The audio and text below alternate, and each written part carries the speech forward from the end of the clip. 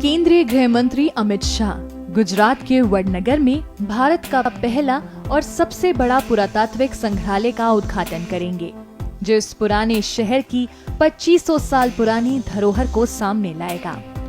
प्रधानमंत्री नरेंद्र मोदी के जन्म स्थान के रूप में दुनिया भर में पहचाने जाने वाला शहर वडनगर का इतिहास अत्यंत समृद्ध है, जो इस पहचान से कहीं अधिक है।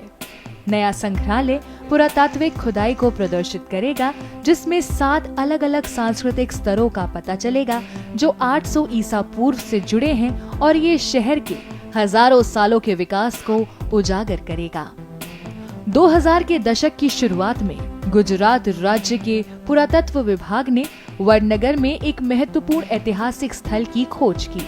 एक बौद्ध मठ के अवशेष और मिट्टी के बर्तनों और सिक्कों जैसे सामान, जो इस शहर के जीवंत अतीत के बारे में जानकारी प्रदान करते हैं। वडनगर में गहरी पुरातात्विक खुदाई से IIT खड़गपुर, भारतीय पुरातत्व सर्वेक्षण और कई अन्य संस्थानों के वैज्ञानिकों के समूह ने शहर में मानव निवास के प्रमाण पाए हैं, जो अब अनुभवात्मक संग्रहालय का हिस्सा बनेगा, जिसका उद्घाटन 16 जनवरी को जनता के लिए किया जाएगा। ये संग्रहालय शहर के 2500 सालों के विकास को दिखाएगा, जिसमें 7 अलग अलग सांस्कृतिक कालों को दर्शाया जाएगा। ये इंडिया का ऐसा पहला साइट होगा जो ओपन छोड़ा गया है और जिसके साथ कनेक्ट करके इंटरनेशनल स्टैंडर्ड का एक म्यूजियम बनाया गया है। और अभी हम लोगों का ये भी प्लानिंग है, जैसे काफ़ी सारी यूनिवर्सिटीज़, IIT गांधीनगर है, IIT खड़गपुर है, बीरबल साहनी इंस्टीट्यूट है, तो इस तरह की काफ़ी सारी यूनिवर्सिटीज़ हैं जिनके साथ MOUs किए गए हैं, जो यहाँ जो फाइंडिंग्स हुई है और बाकी अलग जो यहाँ के सिस्टम्स वगैरह, वाटर मैनेजमेंट सिस्टम है, टाउन प्लानिंग है, उसके ऊपर ये सब यूनिवर्सिटीज़ अपने रिसर्च कर रही हैं। तो और इंटरनेशनल जर्नल में भी ये पब्लिश हुए हैं, तो इन सभी को लेके काफ़ी आगे काम किया जा रहा है। ऐसा म्यूज़ियम बहुत कम देखने को मिलता है जहाँ पे एक लाइव एक्सकेवेशन साइट हो और साथ में उस एक्सकेवेशन साइट के साथ ही एक म्यूज़ियम हो जो एक्सपीरियंशियल हो नेचर का। तो इसमें आर्टिफैक्ट्स तो हैं ही, करीबन 6000 आर्टिफैक्ट्स हैं और बहुत ही इंपॉर्टेंट आर्टिफैक्ट्स हैं। ये बताता है कि वडनगर की हिस्ट्री क्या है। एक ये लिविंग टाउन है, जो पूरा वडनगर है वो 2500 साल पुराना टाउन है। जैसे वाराणसी है, ये कुछ ही टाउन बचे हैं जो पूरे लिविंग लेजेंड्स हैं हमारे। बहुत सारे प्राचीन काल के धोलावीरा है, जैसे राखी गढ़ी है, वो तो नष्ट हो गए, वो आगे बढ़ नहीं पाए, लेकिन वडनगर बढ़ा।